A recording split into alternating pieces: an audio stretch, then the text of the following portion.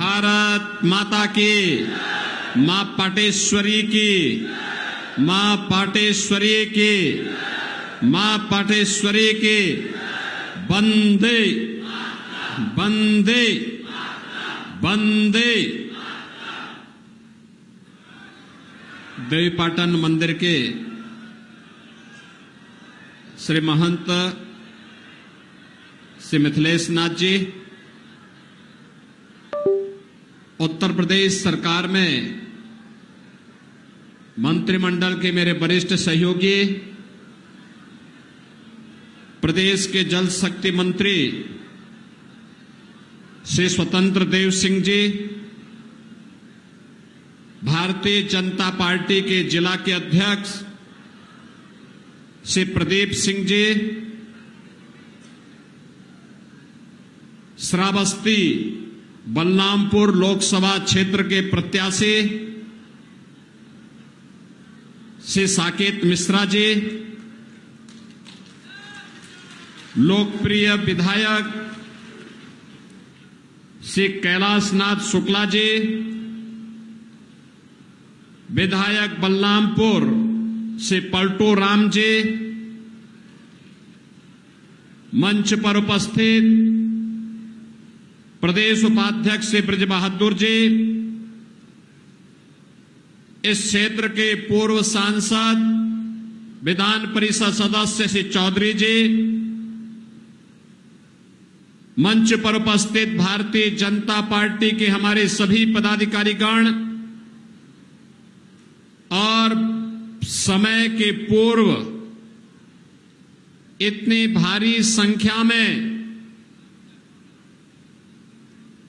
श्री साकेत मिश्रा जी को अपना आशीर्वाद प्रदान करने के लिए आए हुए बलरामपुर और तुलसीपुर क्षेत्र के जुड़े हुए मेरे सभी उपस्थित बहनों और भाइयों, मैं सबसे पहले मां पाटेश्वरी के श्री चरणों में कोटि कोटि नमन करते हुए आप सभी का मैं हृदय से अभिनंदन करता हूं, स्वागत करता हूं। बहनों और भाइयों, आपके साथ संवाद के बहाने मुझे मां पाटेश्वरी के दर्शन करने का अवसर प्राप्त हो जाएगा। अन्यथा हम लोग तो पिछले 2 महीनों से लगातार चुनाव में लगे हुए हैं और चाहते हुए भी मैं नवरात्रि के दौरान दर्शन करने नहीं आ पाया था।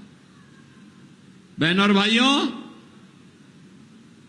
लगातार प्रदेश भर में, देश भर में, और मैं आपको विश्वास के साथ कह सकता हूं, मैं अभिनंदन भी इसलिए आपका करना चाहता हूं कि आज ही इस संसदीय क्षेत्र में श्रावस्ती में प्रधानमंत्री जी की सभा लगी थी। उस सभा की अभूतपूर्व सफलता के बाद अब तुलसीपुर में यह सभा 7 बजे थी और मैंने देखा कि 6 बजे ही जनता जनार्दन यहां आ गई है। आपका ये उत्साह सचमुच सचमुच नए भारत के नए उत्तर प्रदेश में नए बलरामपुर जनपद की ओर हम सबका ध्यान आकर्षित करता है। यह दिखाता है कि जनता जनार्दन अच्छे के साथ रहती है, बुरे के साथ नहीं रहती। विकास चाहती है, विनाशकारी ताकतों को खारिज करती है। बहनों और भाइयों, 5 चरणों का चुनाव हो गया है और 5 चरणों के चुनाव में पूरे देश के अंदर अलग अलग राज्यों में मुझे जाने का अवसर प्राप्त हुआ। उत्तर प्रदेश में भी 53 सीटों पर 80 में से 53 सीटों पर चुनाव हो गए हैं और 4 जून को क्या परिणाम आने जा रहा है, हर व्यक्ति पहले से निश्चिंत है। दुनिया भी, देश भी, कश्मीर से कन्याकुमारी तक, कामरूप से लेकर के कच्छ तक पूरे देश के अंदर जाने का अवसर प्राप्त हुआ। हर ओर एक ही नारा गूंज रहा है, एक ही संकल्प है, एक ही स्वर सुनाई देता है और वह है कि फिर एक बार, फिर एक बार, फिर एक बार, अब की बार, अब की बार। जब 400 पार की बात हम करते हैं तो समाजवादी पार्टी को चक्कर आने लगता है, क्योंकि बहनों और भाइयों 400 सीटों पर तो उसने कभी सपने में भी चुनाव लड़ने की नहीं सोचा है। 400 सीटों पर तो चुनाव ही नहीं लड़ी है। इसलिए बोलते हैं क्या 400 पार पा जाएंगे? जनता जनार्दन कहती है हां पाएंगे। और जनता जनार्दन के द्वारा तो यह भी कहा जाता है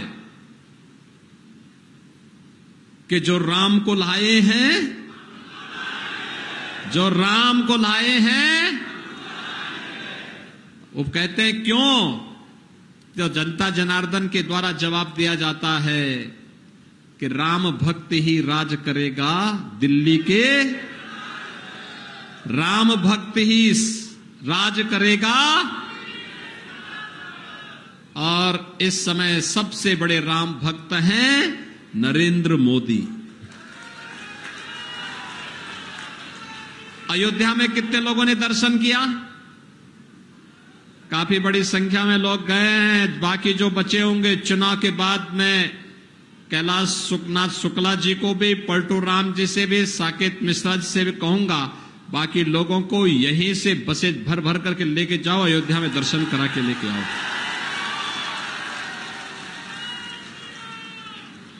बहन और भाइयों, अब आप अयोध्या जाएंगे, आपको एक नई अयोध्या दिखेगी।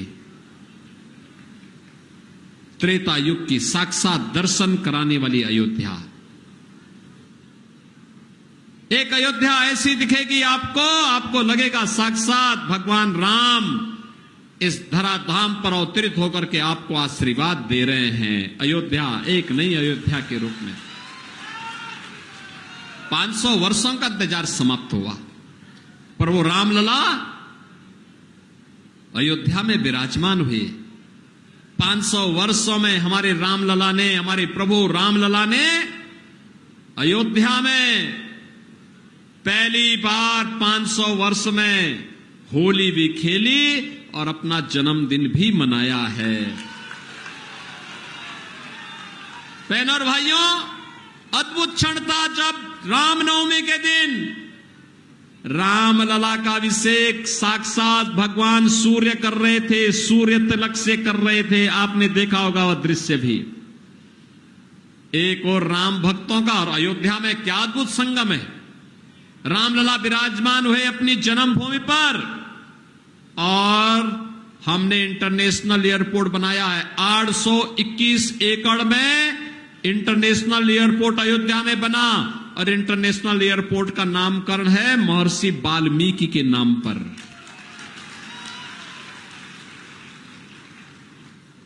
वहां पर यात्री विश्रामालय बनाए गए, बड़े बड़े। एक एक यात्री विश्रामालय में 500 1,000 लोग ठहर सकते हैं। 5 से 10 हमने ऐसे बना दिए। बहनों और भाइयों, उनका नाम किसके नाम पे मालूम है? भगवान राम ने पहला विश्राम कहां किया था? निषाद राज के यहां, इसलिए निषाद राज के नाम पे विश्रामालय। भगवान राम को जंगल में बेर किसने खिलाए थे? माता सबरी ने। तो भोजनालय का नाम माता सबरी के नाम पर, जहां से अच्छा भोजन वहां मिल रहा है ना श्रद्धालुओं को, निःशुल्क भोजन, वो माता सबरी के नाम पर। भगवान राम के गुरु थे, पुरोहित थे, आचार्य थे, कुल पुरोहित थे महर्षि वशिष्ठ। महर्षि वशिष्ठ और माता अरुंधति। महर्षि वशिष्ठ के नाम पर बस्ती में हमने मेडिकल कॉलेज को स्थापित किया है और माता अरुंधति के नाम पर अयोध्या में यात्री विश्रामालय बनाए गए हैं। बहनों और भाइयों, ये है नए भारत का नया उत्तर प्रदेश। विकास भी है और विरासत भी है। आपने बदलते हुए भारत को देखा है। आप सौभाग्यशाली हैं, एक ऐसे भारत में निवास कर रहे हैं जिसमें मोदी जी का नेतृत्व है, जिसमें आप अपनी वर्तमान और भावी पीढ़ी को कह सकते हैं कि भाई देखो, हमने विकसित होते हुए भारत को अपनी आंखों के सामने देखा है। ऐसे ही आप कह सकते हैं जैसे आज के दिन पे आप कहने के अधिकारी हैं, ये कहने के अधिकारी हैं, वर्तमान और भावी पीढ़ी को आप कह पाएंगे बहनों और भाइयों, ये कह पाएंगे हां हमारी पीढ़ी सबसे सौभाग्यशाली पीढ़ी है, हमने रामलला को अयोध्या धाम में विराजते हुए देखा है, ये बोल सकते हैं। मोदी जी का नेतृत्व है, लेकिन मैं कहता हूं आपसे, जिसने कमल निशान पर वोट दिया है वो कहे कि हां साहब मैंने अयोध्या में राम मंदिर के निर्माण को आगे बढ़ाया है, क्योंकि मेरे वोट से मोदी जी और योगी जी चुनाव जीत करके गए हैं, उनकी सरकार बनी है। और इसलिए बोलिए आप वर्तमान पीढ़ी को भी भावी पीढ़ी को ही बोलिए, और साथ साथ इस लोक के बाद जब परलोक में पूर्वजों के पास जाना होगा तो बहनों और भाइयों पूर्वजों को ही बोलना कि देखिए आपके संकल्प की पूर्ति करके हम आए हैं, अयोध्या में रामलला का मंदिर बना करके आए हैं, प्रभु राम की भी कृपा होगी, पूर्वजों का भी आशीर्वाद प्राप्त होगा। यह है नया भारत, एक तरफ विरासत का सम्मान और दूसरी तरफ विकास, हाईवे बन रहे हैं, रेलवे के काम हो रहे हैं, मेडिकल कॉलेज बन रहे हैं, एम्स स्थापित हो रहे हैं, आईआईटी और आईएम बन रहे हैं, एनआईटी और ट्रिपल आईटी बन रहे हैं, वर्ल्ड क्लास यूनिवर्सिटी का निर्माण हो रहा है। और यही नहीं, गरीबों के कल्याण के लिए कितना कार्य हुआ है, यह आपसे किसी से छुपा हुआ है। इस समाजवादी पार्टी के समय में ये सभी गरीबों का अन्न खा जाते थे, राशन माफिया हावी थे। यहां तो क्या था, वहां उनके समय में राशन माफिया, भू माफिया, पशु माफिया, जंगल माफिया, खनन माफिया और पेशेवर अपराध में लिप्त माफिया, यही थे ना। और इसीलिए हमने कहा अगर राम लला को अयोध्या में विराजमान करेंगे तो माफियाओं का राम नाम सत्य है की यात्रा भी निकालेंगे। निकली ना। ये समाजवादी पार्टी की सरकार थी, क्या करते थे, सपा का है एक ही नारा, खाली प्लॉट पर कब्जा करके वे बनाते थे अपना, इस ढंग से करते थे, यानी खाली प्लॉट है हमारा, यही बोलते थे ना। और जैसे ही 2019 मार्च 2017 को मैंने शपथ ली, मैंने पहली बैठक ली और मैंने प्रशासन से कहा, उस समय के मुख्य सचिव से डीजीपी को बुलाकर के वरिष्ठ अधिकारियों से कहा, मैंने कहा जितने गरीबों की जमीन पर, जितने व्यापारियों की जमीन पर समाजवादी पार्टी के किसी माफिया ने, किसी गुंडे ने कब्जा किया है, अगले 48 घंटे के अंदर एक कब्जा हट जाना चाहिए। और बहनों और भाइयों, मैंने कहा अगर सीधे मुंह से कोई नहीं मानेगा तो टेढ़ी उंगली से उसको निकालना, और अगर तब भी नहीं मानेगा, क्योंकि बहुत बार होता है ना कि लातों के भूत बातों से नहीं मानते, तो मैंने कहा उसके बाद उसकी छाती को रौंदते हुए बुलडोजर भी चला करके अतिक्रमण को हटा देना। आज मैं कहता हूं, क्या कोई समाजवादी पार्टी का गुंडा और कोई अपराधी किसी खाली प्लॉट पर कब्जा कर पाएगा क्या? किसी बेटी और व्यापारी की सुरक्षा के लिए खतरा बन सकता है क्या? खतरा बनेगा तो 7 पीढ़ी याद करेगी क्या हाल करेंगे। बहनों और भाइयों, सुशासन की पहली शर्त है सुरक्षा, बिना भेदभाव की सुरक्षा। एक माफिया यहां भी मंडरा रहा था, देखा ना, ये पप्पू खां की हत्या कर दी गई थी यहां, और दिन दहाड़े हत्या करके और फिर क्या करते हैं, हत्या भी करेंगे, और हत्या करने के बाद फिर इसके बाद सहानुभूति व्यक्त करने के लिए भी चले जाते हैं। अब यूपी में ऐसे नहीं चलेगा। यूपी में जो भी इस प्रकार की शरारत करेगा, उल्टा लटका करके मिर्च का झोंका लगा करके 7 पीढ़ियां याद करवा देंगे। और इसीलिए मैं आज आया हूं आपसे कहने के लिए कि बहनों और भाइयों, याद करना, मोदी जी के नेतृत्व में सुशासन का जो स्वाद हमें मिल रहा है, फ्री में राशन, मुफ्त में उपचार, किसानों को किसान सम्मान निधि, और यही नहीं, घर घर घर शौचालय, हर गरीब को मकान। मोदी जी ने कुछ घोषणाएं और की हैं। 4 जून को जैसे फिर एक बार मोदी सरकार बनेगी, तो मोदी सरकार बनने के साथ 70 वर्ष से ऊपर के हर एक व्यक्ति को, हर एक बड़े बुजुर्ग को 5 लाख रुपए हर वर्ष उपचार का कार्ड, आयुष्मान कार्ड उपलब्ध होगा। हमने थारू जनजाति के लोगों के मकान 100% बनाने की पहले से ही गारंटी ली है। मोदी जी ने कहा जितने भी दलित होंगे, वंचित होंगे, पिछड़ी जाति के लोग होंगे, अन्य गरीब होंगे, जिनके पास अपना मकान नहीं है, सिर ढकने के लिए छत नहीं है, उसको भी हम मकान उपलब्ध करवा देंगे। 4 जून के बाद ये कार्य प्रारंभ हो जाएगा। बहनों और भाइयों, यहां विकास भी है, विरासत भी है, सम्मान भी है, सुरक्षा भी है, सुशासन भी है, क्योंकि राम भक्तों की सरकार है। और ये रामद्रोही, ये अभी सत्ता से कोसों दूर हैं, और ये क्या बोल रहे हैं? इनका घोषणा पत्र कहता है कि अगर हम सत्ता में आए तो पिछड़ी जाति का आरक्षण का अधिकार छीन करके मुसलमानों को दे देंगे। क्या आप इसको स्वीकार करेंगे? क्या अनुसूचित जाति के आरक्षण का अधिकार मुसलमानों को दे देंगे? अरे बाबा साहब भीमराव अंबेडकर ने विरोध किया था, कहा धर्म के आधार पर आरक्षण नहीं हो सकता, क्योंकि ये देश के विभाजन का कारण बना था। लेकिन ये समाजवादी पार्टी और कांग्रेस के लोगों की समझ में आएगा नहीं। ये लोग तो देश का अहित करना चाहते हैं। पहले राम का विरोध किए, अब देश का विरोध कर रहे हैं। ये धमकी दे रहे हैं कि पाकिस्तान के खिलाफ मत बोलिए। हमने कहा क्यों? कहा पाकिस्तान के पास एटम बम है। हमने कहा उससे बड़ा एटम बम हमारे पास है, चिंता मत करो। अरे कंगाल पाकिस्तान क्या लड़ेगा हिंदुस्तान से? हिंदुस्तान तो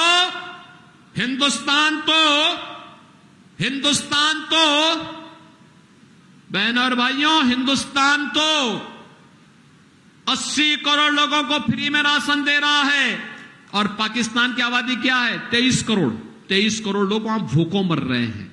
एक कंगाल पाकिस्तान, और जो पाकिस्तान का राग अलाप रहे, मैं उनसे कहूंगा भारत पे बोझ मत बनो, कम से कम जाओ पाकिस्तान, जाओ भीख मांगो वहां पर। क्यों हिंदुस्तान पे बोझ बनते हो? बहनों और भाइयों, एक तरफ इस भारतीय जनता पार्टी लाभ दे रही है, और दूसरी तरफ इनका मैनिफेस्टो क्या कहता है?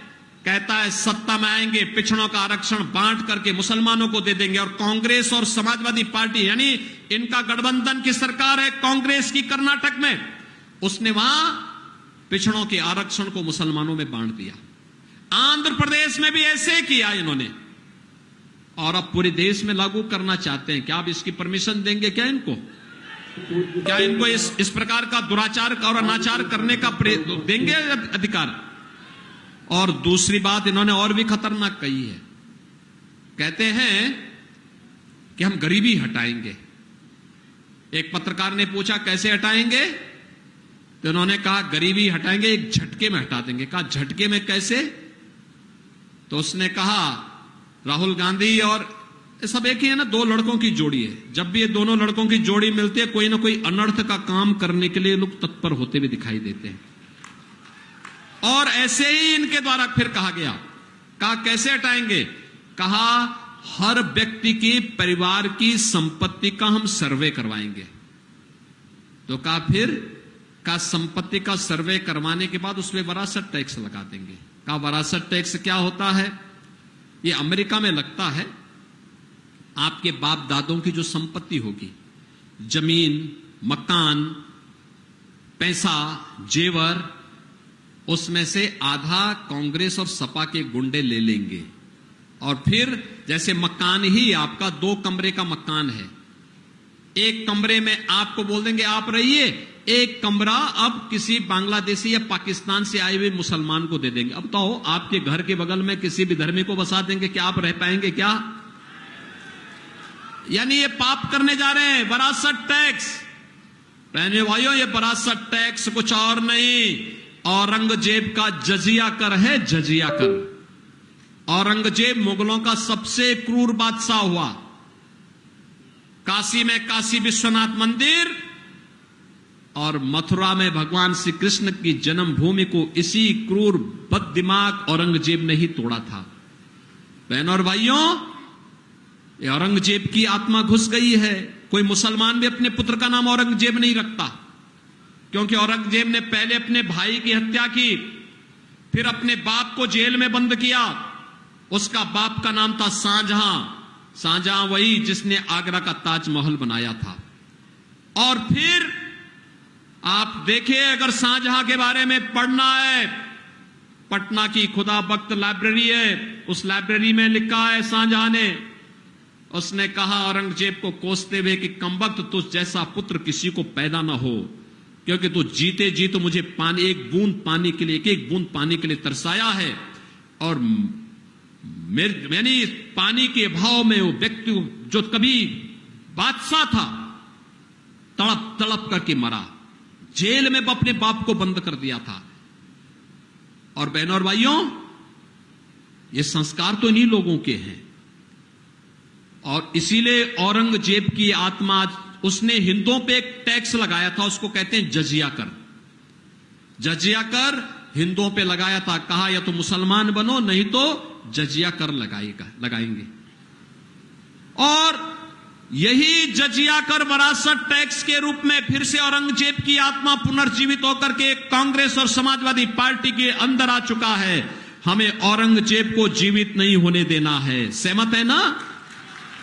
औरंगजेब को दफनाया जा चुका है, उसकी आत्मा को फिर से जीवित नहीं होने देना है।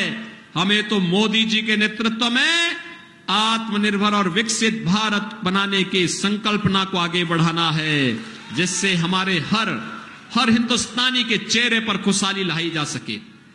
हर हिंदुस्तानी को, हर नौजवान को, हर किसान को, हर महिला को, हर व्यापारी को आत्मनिर्भर और खुशहाल बनाया जा सके।